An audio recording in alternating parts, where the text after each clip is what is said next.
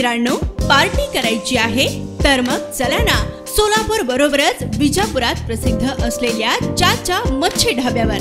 चाचा मच्छी ढाबा, विजापूर रोड, टाकळी, सोलापूर. संपर्क 9765066495. काँग्रेस लोकसभा उमेदवार आमदार प्रणिती शिंदे यांनी जेव्हा भाजपला काही मुद्दे राहत नाहीत तेव्हा ते काहीतरी घडवतात व मागील निवडणुकीवेळी पुलवामा घडवलं असल्याचं म्हटलंय. त्यानंतर प्रचारादरम्यान काँग्रेस उमेदवार प्रणिती शिंदे यांची भाजपवर टीका झाली असून मतदान हे कामावर झाले पाहिजे, रामावर नाही असे देखील त्या म्हणाल्या. कर्म महत्त्वाचे आहे, धर्म नाही. धर्म असेल पण इलेक्शनमध्ये नाही असे त्या यावेळी म्हणाल्या. तर यावेळी त्यांना भाजप खासदारांबद्दल विचारले असता त्या म्हणाल्या की सोलापूरचे खासदार संसदेत बोलले असले तरी सोलापूर अक्कलकोटला पाणी मिळाले असते. त्यामुळे जे खासदार संसदेत बोलणार नसतील तर काय उपयोग. तुमच्यासोबत धोका, विश्वासघात झाला असल्याचं त्या म्हणाल्या. त्यानंतर मतदानाच्या मुद्द्याबद्दल त्या बोलल्या की मतदान हे कामावर झाले पाहिजे, रामावर नाही. कर्म महत्त्वाचे, धर्म नाही. धर्म असेल पण इलेक्शनमध्ये नाही. धर्म कोण वापरतो? जो काम करत नाही तो धर्म वापरतो. भाजपचा उमेदवार तुमच्याकडे आल्यावर त्याला एकच प्रश्न विचारा, त्याची बोलती बंद होईल. मागील 10 वर्षात भाजपच्या खासदारांनी काय केलं? तो तुम्हाला एकतर शिंदेंनी काय केलं असे विचारेल किंवा धर्म, जात, पात यामध्ये तोडण्याचा प्रयत्न करेल असेही त्या म्हणाल्या.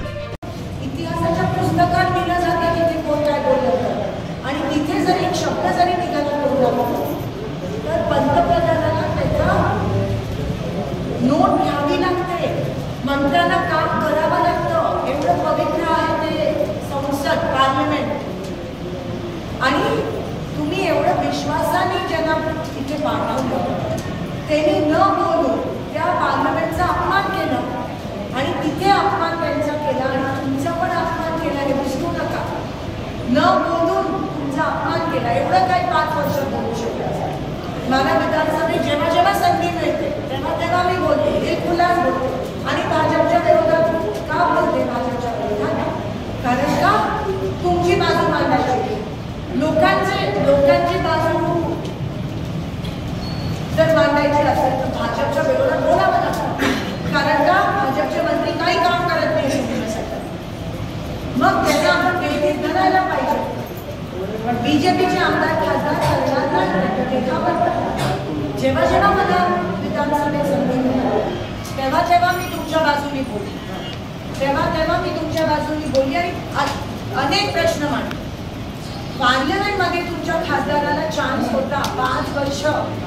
एका वर्षात किती अधिवेशन होतात मला सांगा? पावसाळी, बजेट आणि हिवाळी 3 अधिवेशन. प्रत्येक अधिवेशन किती दिवस चालतं? 15-20 दिवस चालते, 1-1 महिना चालतो. ते बोलले असते तर तुमची कामं झाली असते. बोलले असते तर सोलापूरला पाणी मिळालं असतं. बोलले असते तर अक्कलकोटला पाणी मिळालं असतं. पण बोललेच नाही. मग तुमचा अपमान नाही झाला? परत तुमच्या बरोबर धोका करण्यात आला. मग निवडून देऊन काय उपयोग जर बोलणारच नाही तर? आणि काय बोलायचं? फक्त मागायचंय तुमच्या बाजूने, फक्त तुमच्यासाठी मागायचं. आणि एवढा जर पुन्हा तुम्हाला विश्वासघात होत असेल तर पुन्हा तुम्ही भाजपला मतदान करणार आहात. म्हणून मी सोपं गणित तुमच्या समोर मागते. मी माझ्यासाठी मतदान मागायला आली नाही, मी तुमच्यासाठी मतदान मागते. तुमची लढाई आहे, आपल्या सगळ्यांची लढाई आहे. मला 3दा माझ्या लोकांनी निवडून दिलं 4 मतदान, कारण का मी काम करते. आणि मतदान कामावर झालं पाहिजे, धर्मावर नाही. मतदान कामावर झालं पाहिजे, रामावर. कर्म महत्वाचे आहे, धर्म नाही. धर्म असेल पण इलेक्शनमध्ये नाही. आणि कोण लोक धर्म वापरतात इलेक्शनमध्ये? जे काम करत नाही ते धर्म वापरतात. भाजपचा उमेदवार जर तुमच्या इथे आला, तुम्ही एकच प्रश्न त्याला विचारा, त्याची बोलती बंद होईल. मागच्या 10 वर्षात सोलापूरमध्ये भाजपच्या खासदारांनी काय केलं आम्हाला लेखा तुमचा ते त्यांनी बोलूच शकणार नाही. त्यांनी परत शिंदे साहेबांवरच येईल. तेवढंच आहे त्यांचं काम. किंवा धर्म, जातपात वापरेल आणि तुम्हाला तोडण्याचा प्रयत्न किंवा इमोशनली ब्लॅकमेल करण्याचा प्रयत्न करेल. तुम्हाला ठरवायचं. ज्या माणसाने, ज्या शिंदे साहेबांनी धर्मजातपात कधीच केली नाही, तुम्ही त्यांना जेव्हा जेव्हा निवडून आणलं तेव्हा तेव्हा त्यांनी काम केलं, आणि ज्या माणसांना धर्मजातपात बघून निवडून आणलं ते काम करत नाही. तुमच्या समोर 2 उदाहरणं, अजून किती तुम्ही फसता. आणि मी फक्त काम करते, काम करणं माझा धर्म, मी दुसरं काही करत नाही. आणि मी घाबरत नाही मोदींना, ईडीना मी घाबरत नाही. मी बोलते बीजेपीला, कारण का मला तुमची कामं करायची. मग जर तुमच्या बाजूने लढायला, तुमच्या बाजूने काम करायला लोक आहेत, काँग्रेस आहे, तर तुम्ही आम्हाला धुंडून बीजेपीला मतदान केलं तर नुकसान कोणाचं आहे? म्हणून विचार करा. अजून एक महिना तुमचा काय काय मतदार असतात ज्यांनी अजून ठरवलं नसतं, काय काय मतदार असतात जे ठरवलेलं आमचं ठरलं, आणि काय काय मतदार असतात जे कट्टर बीजेपी. बीजेपीच्या मतदारांना पण मी सांगते, देशाला कीड लावताय की लोक. तुम्ही जर देशाला पुन्हा एकदा त्या किडीत सामील झाला, नुकसान तुमचं आहे. मग एकीकडे रोजगार करणार, तुम्हाला काम देणार नाही, तुम्ही उपाशी मरणार, आणि हे लोक फक्त धर्म जातपात करतात. तुम्हाला काय पाहिजे? कामासोबत राम करा ना. म्हणजे शेतकरी उपाशी मरतायत आणि ह्यांना फक्त हेच सुचतंय की जाती जातीमध्ये तेढ निर्माण करणं, सोलापुरात येऊन किंवा इथे येऊन हिंदी पसरवणं, की हे बोलले ते बोलले, तेवढंच करतायत. आणि तुम्हाला कळायला पाहिजे की त्यांना असं त्यांनी केलं नाही. ते इथे त्यांनी जय श्रीरामवर जर राजकारण केलं, त्यांना सांगा राम आम्ही आधीपासून मानतो, तुम्ही कोण सांगा आलात आम्हाला सांगायला. आपण राम राम पाहुणा बोलतोच की, आपण रामकृष्ण हरी बोलतोच की, तुम्ही कोण आलात आम्हाला शिकवायला? बरोबर आहे का नाही?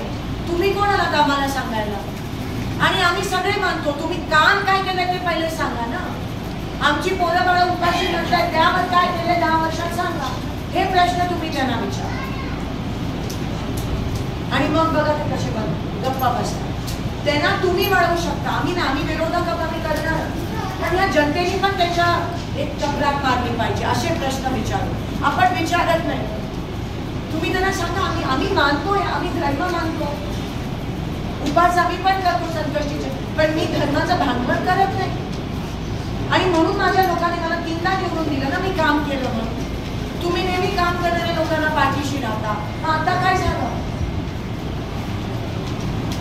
कृपया करून प्रश्न विचारा, कारण तुम्हाला विचार आणि वळवण्याचा प्रयत्न हे लोक करतील. मी तुम्हाला सांगते, जेव्हा त्यांना कळतं ना की त्यांची बाजू कमी आहे आणि आपली जास्त आहे, तेव्हा लास्टमध्ये त्यांना काय मिळालं नाही तर जातीमध्ये तेढ निर्माण करतात. विनंती करते की त्यांची पद्धतच आहे.